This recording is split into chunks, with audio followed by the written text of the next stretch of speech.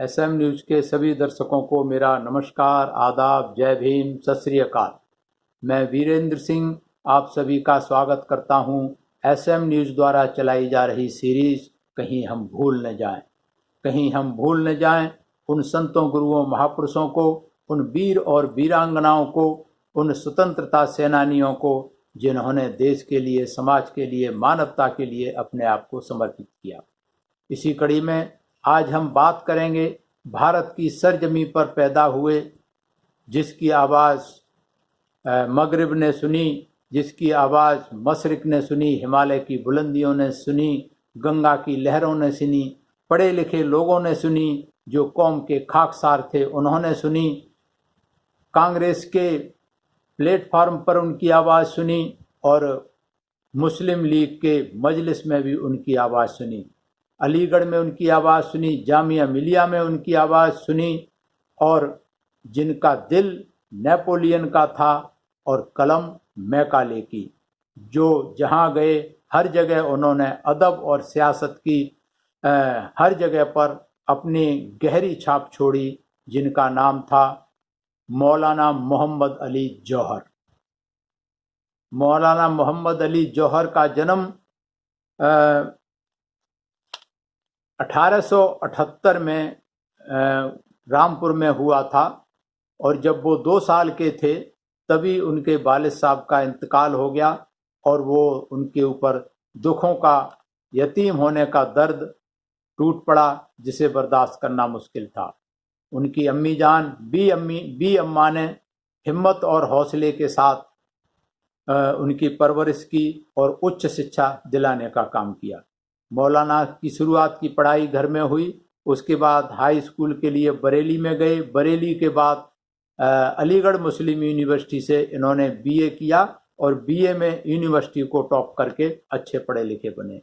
उसके बाद अलीगढ़ के बाद इंग्लैंड गए, जहां ऑक्सफोर्ड यूनिवर्सिटी से उन्होंने उच्च शिक्षा की पढ़ाई की, और उसके बाद आईसीएस की तैयारी की, लेकिन आईसीएस में कामयाब नहीं हो पाए। उसके बाद वापस आ गए। वापस आकर के रामपुर की में इनकी शादी हो गई, और शादी के बाद इन्होंने रामपुर के यहाँ नौकरी कर ली, प्रिंसिपल के ओहदे पर रामपुर में एक स्कूल में। उसके बाद थोड़े दिन के बाद वहाँ बात नहीं बनी। उसके बाद उन्होंने नौकरी छोड़ के बड़ौदा के महकमाए अफीम में एक मुलाजिम की नौकरी कर ली। लेकिन चूँकि मोहम्मद अली जौहर नौकरी के लिए पैदा नहीं हुए थे, इसलिए इन्होंने नौकरी छोड़ करके और 1911 में ये कोलकाता में चले गए और वहाँ कॉमरेड नाम का अखबार निकालना शुरू किया। कॉमरेड अंग्रेजी में का अखबार था, और कॉमरेड जो है दिले दिमाग पर छाता गया, और कॉमरेड को पढ़ने वाले सबसे बड़ी तादाद में अंग्रेज लोग थे। उसी वक्त भारत की आज़ादी, भारत की राजधानी को अंग्रेजों ने कलकत्ता से दिल्ली ट्रांसफ़र कर लिया, शिफ्ट कर लिया। तो वो भी दिल्ली से मौलाना अली जौहर भी कलकत्ता छोड़ के दिल्ली आ गए, और दिल्ली में एक दूसरा अखबार हमदर्द के नाम से निकालना शुरू किया। मोहम्मदन ओरिएंटल कॉलेज जो पहले नाम था, उसको अलीगढ़ यूनिवर्सिटी में तब्दील करने के लिए मौलाना अली जौहर ने दिन रात मेहनत की, कोशिश की, और जो जामिया मिलिया इस्लामिया है उसकी तो सोच ही मोहम्मद अली जौहर साहब की थी। मोहम्मद अली जौहर साहब मुस्लिम लीग के फाउंडर में मेंबर थे, और 1906 से ही कांग्रेस मुस्लिम लीग से जुड़े रहे। लेकिन खिलाफत मूवमेंट जब शुरू हुआ तो खिलाफत मूवमेंट के कारण कांग्रेस के नेताओं से जुड़े, महात्मा गांधी से जुड़े, और वहाँ कांग्रेस के सपोर्ट में, चूंकि असहयोग आंदोलन में कांग्रेस खिलाफत आंदोलन में भी सहयोग कर रही थी, तो वहाँ कांग्रेस के साथ में असहयोग आंदोलन में भी इन्होंने गांधी जी की मदद की। लेकिन जब इसमें लिखा है कि जब खद्दर में हिंदू महासभा के लोग जब घुस गए, तो उन्होंने कांग्रेस का साथ छोड़ दिया, और अपना अखबार हमदर्द पुनः निकालने लगा। मौलाना के कांग्रेस छोड़ने की एक और खास बड़ी वजह थी कि नेहरू की जो रिपोर्ट थी, मोतीलाल नेहरू की रिपोर्ट, मोतीलाल ने 1916 के जो लखनऊ पैक्ट था उसको भुला दिया था। ये भी एक उनका कारण था। मौलाना को 1921 में 2 या 3 साल की सजा सुनाई गई। सजा के बाद जब वापस आए, और इसके अलावा भी अंग्रेजों ने कई बार इनको नज़रबंद भी किया। मोहम्मद अली जिन्ना कभी इनके वकील बनकर इनके पास गए कि आप अंग्रेजों को ये यकीन दिला दो कि आप उनके खिलाफ, अंग्रेजों की हुकूमत के खिलाफ कुछ नहीं लिखोगे, कुछ नहीं कहोगे। लेकिन मोहम्मद अली जौहर साहब इस बात को नहीं माने। वो जहां थे, जैसे थे, वैसे ही काम करते रहे। इस कारण कई बार उनको नज़रबंद किया गया, जेल भी जाना पड़ा। और फिलिस्तीन के मुफ्ती अमिल अल हुसैनी साहब कहते हैं कि एक रात खाना काबा के पास से गुजरा हुआ तो देखता हूँ एक आदमी सजदे में है और दुआ कर रहा है कि अल्लाह मेरी किसी भी ख्वाहिश को कबूल न करना, सिर्फ एक बार खिलाफत राशदा का मंजर दिखा दे और हिंदुस्तान को गैरों के पंजे से आज़ाद करा दे। अल अमीन हुसैनी साहब कहते हैं कि जब वो आदमी सर उठाता है तो मैं ये देखता हूँ कि ये मौलाना अली जौहर है। तो ऐसी थी उनकी देशभक्ति थी, ऐसा था उनको देश से प्यार।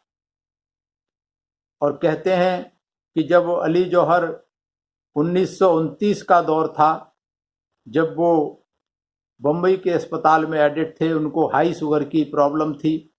वहाँ जब वो भर्ती थे, उसी समय बम्बई में दंगा फसाद शुरू हो गया। दंगे शुरू हो गए बम्बई में। जब दंगा शुरू हो गए तो दंगे से आहत लोग, दंगे के किसी का हाथ सहरा, किसी का सिर फूटा, वो लोग अस्पताल में आने लगे। हालांकि डॉक्टर ने उन्हें बिस्तर से न उतरने की सलाह दी थी, लेकिन वो अस्पताल से छोड़ करके, अस्पताल अपना बेड छोड़ करके बम्बई के जो कमाटीपुरा इलाका था, वहाँ जहाँ सबसे ज़्यादा दंगे हो रहे थे, वहाँ जाकर उन्होंने मुसलमानों को खुदा और रसूल का वास्ता देकर उनको दंगे से शांत कराया, दंगे से दूर कराने की कोशिश की। हालांकि कितने सफल रहे, वो तो जान बचाते रहे, वहाँ लोगों की जान बचाते रहे, उनको समझाते घूमते रहे, लेकिन दंगा कराने वाले थे। उन्होंने अपनी पूरी कोशिश की। और 1930 में वो पहली first round table conference London में हुई थी। वहाँ भाग लेने के लिए गए थे, हिस्सा लेने के लिए गए थे।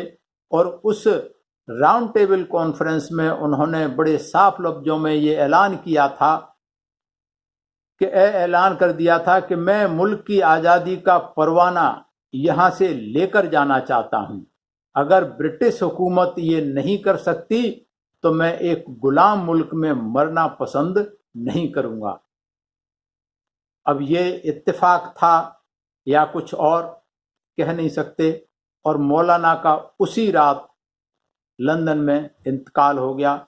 और मौलाना की आखिरी जो आरामगाह बनाई गई वो जेरूसलम फिलिस्तीन में उनकी इच्छा के मुताबिक बनाई गई।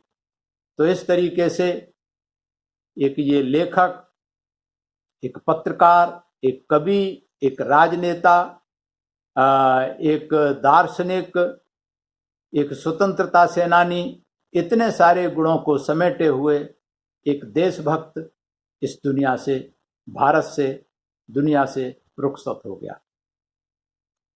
देशभक्त, मुसलमान देशभक्त बहुत हुए हैं इस देश में, जिन्होंने देश के लिए काम किया, देश के लिए बलिदान दिया, देश के लिए फांसी पर चढ़े। लेकिन आजकल जो माहौल चल रहा है, उस सियासत का जो माहौल चल रहा है, उस सियासत में पग पग पर मुसलमानों को परेशान किया जा रहा है, उनको देशद्रोही साबित किया जा रहा है, कोशिश की जा रही है। मोहम्मद अली जौहर साहब के लिए भी मैंने अभी एक लेख पढ़ा था, इंटरनेट पे अवेलेबल है, गूगल सर्च पे। इनके लिए भी कुछ इस तरीके की अफवाहें ये लोग उड़ाने का काम कर रहे हैं। तो मेरा मुस्लिम समाज के सभी बुद्धिजीवी साथियों से ये निवेदन है कि इस तरीके की जो खिलाफत की जो मुहिम चलाई जा रही है, मुसलमान को देशद्रोही करार दिए जाने की, नए तो छोड़ो, जो पुराने जिन्होंने देश के लिए काम किया, देश के लिए जान दी, उनके लिए खिलाफ भी ये मुहिम चला रहे हैं। इतिहास को बदलने की, इतिहास के साथ खिलवाड़ करने की कोशिश कर रहे हैं। ऐसे तत्वों से हमें मुकाबला करना चाहिए। हमें लिखित में ही सही, अगर उनका एक लेख आ रहा है तो इनको बारे में जितनी जानकारी है लिखना चाहिए, बताना चाहिए। मैं इसीलिए इस सीरीज में मुस्लिम समाज के बहुत सारे शहीद हुए, बहुत सारे स्वतंत्रता सेनानी हुए, बहुत सारे समाज सुधारक हुए, मैं मुस्लिम समाज के ऐसे हर जितने समाज सुधारक स्वतंत्रता सेनानी हुए, मैं इनके जानकारी को जन जन तक पहुंचाने का काम कर रहा हूं। और सभी मुस्लिम समुदाय के खासकर निवेदन है कि जो ये मुहिम चल रही है खिलाफत की, इसके खिलाफ अपने सजग रहें, और जो इस तरीके की बातें उठाता है उसका हमें खंडन करना चाहिए, उसके बारे में जरूर लिखना चाहिए। मैं धन्यवाद करता हूं एसएम न्यूज़ का, जिन्होंने ये सीरीज शुरू की है। भूले बिसरे लोगों के इतिहास को, जिनके इतिहास को कहीं जगह नहीं मिली, दबा दिया गया, भुला दिया गया, ऐसे महापुरुषों के इतिहास को जन जन तक पहुंचाने का काम कर रहे हैं। और मैं धन्यवाद करता हूं गूगल सर्च का, विकिपीडिया का, जिन्होंने ऐसे भूले बिसरे देश के महापुरुषों का, देश के वीर और वीरांगनाओं को जगह दी है, उनके बारे में लिख रहे हैं, बता रहे हैं। मैं धन्यवाद करता हूं एसएम न्यूज के सभी दर्शकों को जो इस सीरीज को पसंद कर रहे हैं। मेरा निवेदन है सभी दर्शकों से कि एसएम न्यूज जो ये सीरीज चला रहा है, इसके अलावा और बहुत सारे काम कर रहा है। वो मिशन पे बैक टू सोसाइटी के आधार पर काम कर रहा है। इससे कोई पैसा कमाने का काम नहीं कर रहे हैं। ये अपनी जिम्मेवारी समझ के, समाज की जिम्मेवारी समझ के, समाज को पे बैक करने के लिए ये काम कर रहे हैं। लेकिन उनके यहाँ स्टाफ तो है काम करने वाला, उनके लिए तो तनख्वाह देनी पड़ेगी, वो तो फ्री में काम नहीं करेंगे। तो इसलिए जो साथी आर्थिक मदद करना चाहते हैं वो एसएम न्यूज का ज्वाइन बटन दबाएं, और ज्वाइन बटन दबा करके वहाँ ऑप्शन है आपके पास आर्थिक मदद के लिए, 59 रुपीज़, 159 रुपीज़, 200 रुपीज़। तो जो भी आप समझते हैं, उचित समझें, उसकी मदद करें। और उसके बदले में आपको बहुत सारी मटेरियल मिलेगा, सामग्री मिलेगी, आपको पोस्टर्स मिलेंगे, आपको कैडर कैंप जो स्पेशल चलाए जा रहे हैं उनकी जानकारी अलग से जो सब्सक्राइब करेंगे उनको दी जाएगी। मैं सभी का धन्यवाद करता हूं, सभी का आभार और सभी का शुक्रिया। सभी को मेरा आदाब। अगर आपने अभी तक हमारा चैनल सब्सक्राइब नहीं किया है तो सब्सक्राइब करें और घंटी का बटन बिल्कुल भी दबाना ना भूलें, ताकि सभी लेटेस्ट खबरें पहुंच सकें आप पे सबसे पहले।